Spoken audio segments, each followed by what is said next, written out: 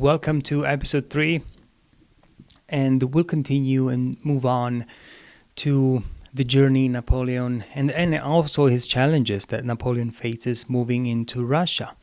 Now, the Grande Armée moved toward Vilnius, but the Russian forces avoided direct confrontation. Eventually, Napoleon's Imperial Guard found a Russian column, leading to the first clashes. In these early battles, soldiers on both sides fought fiercely and determined to hold their ground at any cost. It was a brutal preview of the battles to come. The French easily repelled the Russian attacks, maintaining the illusion that Tsar Alexander's surrender was only days away. The Grande Armée prepared to enter Vilnius, the capital of Lithuania. Vilnius had once been part of the Kingdom of Poland before it was annexed by Russia, but now the Tsar had abandoned the city. This left the people of Vilnius, as well as the 30,000 Polish soldiers in the French army, feeling victorious. When the French entered Vilnius, the Polish, especially the nobility, greeted them as liberators, and they believed Napoleon would grant Poland its freedom and even restore the Polish state. Once again, we'll continue with our fictional dramatization and depiction of what Napoleon could have said. Napoleon was furious. "Alexander was here only a few hours ago.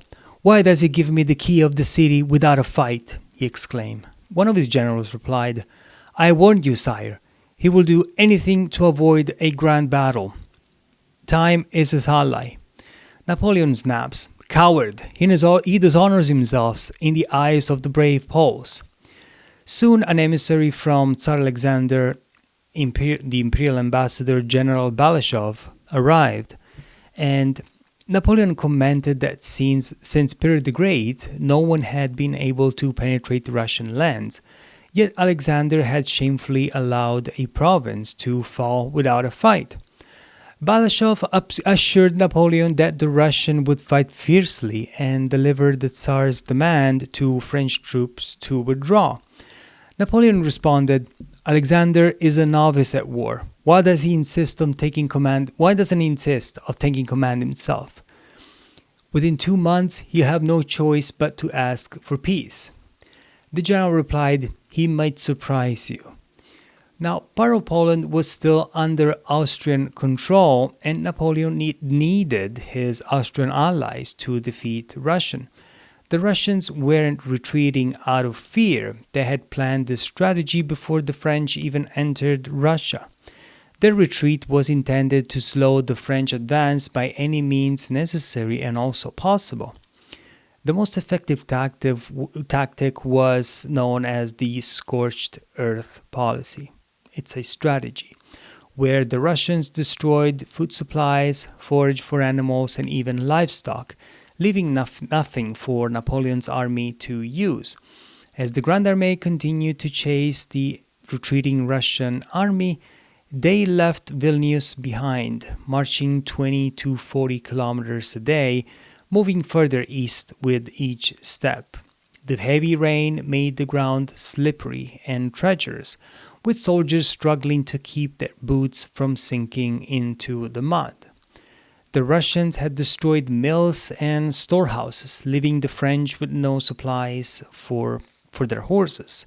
The soldiers had to rip rotten straw from the roofs of the houses, but this only harmed the horses. Without enough bread and with outbreaks of dysentery spreading, the army couldn't care for the wounded. Soon thousands of men deserted or became raiders, taking what they could. Even in the early weeks of the campaign, the first signs of serious problems were clear. Though it wasn't yet a famine, supply issues were growing. Tens of thousands of men were no longer contributing to the army's efforts. Instead, they were stealing food and surviving off the army's resources. Napoleon knew that to restore order and keep his forces together, he needed the big battle he had been waiting for. On July 27, 1812, near Ostrovno, Napoleon saw countless of glowing dots in the distance, the campfires of the Tsar's army. The long-anticipated moment had finally arrived. The two armies were close, and Napoleon believed that the decisive battle he had been waiting for, one great battle as the Battle of Austerlitz, was now within his grasp, and it would bring an end to the war. The campaign had already cost Napoleon dearly in terms of supplies, men, horses, and equivalent to losing two major battles. Victory was now urgent, and it had to come soon. The next morning, however, Napoleon realized he had been tricked. There would be no battle. The Russian army had disappeared without a trace. Forced to continue his march, Napoleon's troops moved relentlessly towards Smolensk. The Russian summer was brutally hot, and fresh water became scarce. Some battalions had to drink beer to quench their thirst, but they pushed on. Despite all these hardships, Napoleon stayed focused. His goal was clear: to force the Russian army to gather around Smolensk, and though his troops' movements, he believed he was achieving the aim. On August 16th, the 53rd day of the campaign, at 6 in the morning, the first cannon shots were fired. Napoleon expected to face the main Russian army, but instead he encountered only 20,000 Russian soldiers who had been ordered to defend Smolensk at all costs.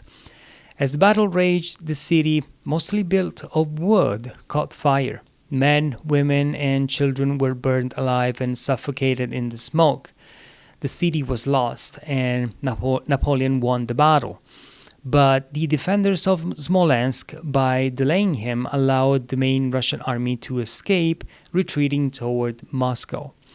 Some compared the tragedy of Smolensk to the destruction of Pompeii. Napoleon commented, "An eruption of Vesuvius, a beautiful spectacle.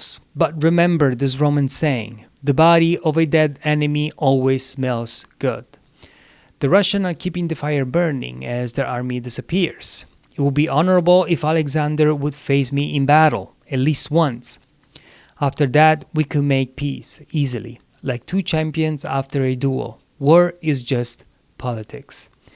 Caulaincourt, disturbed by the burning and destruction, tried to convince Napoleon to end the war. Napoleon responded that to end the conflict, Alexander only needed to start fighting the English, and it would be over. He added that if Alexander didn't want Napoleon crowned in the Kremlin, he should try to stop him in battle, face him. Later, Caulaincourt wrote, "Napoleon believed in the battle because he wanted it, and he was sure he would win.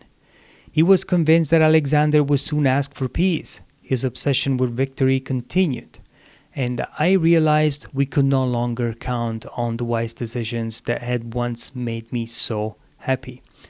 Smolensk, once a magnificent city, was completely destroyed in a fire set by the Russians as part of their scorched-earth strategy. This marked a turning point in the war, one of the first significant changes, because so many civilians were now suffering due to the conflict. The fall of Smolensk is often seen as the beginning of the patriotic war against the French invaders. Napoleon, the invader, set up a municipal council in Smolensk made up of Russian citizens under the threat of punishment, and paid them in French currency. He ordered them to collect grain, livestock, and forage from the local population. These heavy demands only increased the hatred toward the French occupiers. Many Russians, however, couldn't understand why Tsar Alexander kept giving up their cities and land without a fight. This created a crisis of trust between the Tsar and the people, as well as within the Russian army itself. Russian General Bagration wrote to his friend Yermolov, "I am ashamed to wear this uniform. It's killing me. They've moved us just like pawns, left us idle, and it disgusts me so much. It's driving me mad. I want to trade my uniform for a peasant's smock." By August 16th, the constant retreat had left Russian soldiers feeling like cowards, and morale had plummeted to its lowest. The fall of Smolensk marked a pivotal moment in Napoleon's invasion, but it was a victory that came at a steep price. The city, now in ruins, had been reduced to ashes by the Russian forces as part of the scorched-earth policy, leaving the French army to grapple with dwindling supplies and increasing hardships. Despite the destruction, the Russians had managed to escape, and Napoleon's pursuit continued relentlessly. But as the Grande Armée marched eastward, the stakes grew higher. Tsar Alexander, realizing the magnitude of the threat, appointed General Kutuzov to lead the Russian defense, signaling a shift in strategy. Kutuzov's leadership would prove to be a turning point as he rallied the Russian forces to make a stand. With Moscow's now only days away, Napoleon's ambition to decisively crush the Russian army would soon lead him to Borodino. But it would be the victory he so desperately needed. Or would this be one of these greatest miscalculations? So what we could see from this episode is a Napoleon growing annoyed of the lack of confrontation, of the lack of confrontation between the French army and the Russian army. He wants this great battle. He thrives in the strategy, in organizing, in moving his pawns on the chessboards, and to achieve victory. He just faces this great confrontations of two large armies facing each other and shooting cannons and killing each other in front of each other. To him, it's just like a honorable thing. Therefore, he sees the lack of conflict as a dishonorable thing. At the same time, Alexander is playing the long game. And of course, his generals do not understand that because they think of they're being coward by leaving Napoleon taking more territories, taking more cities. Therefore, they don't understand the grand plan. But this will reveal to be a good thing for them in the long run. In the next episode, we will see how these events will unfold. Thank you for following up, and I hope you're enjoying this series, and I will see you next time for episode 4. Bye.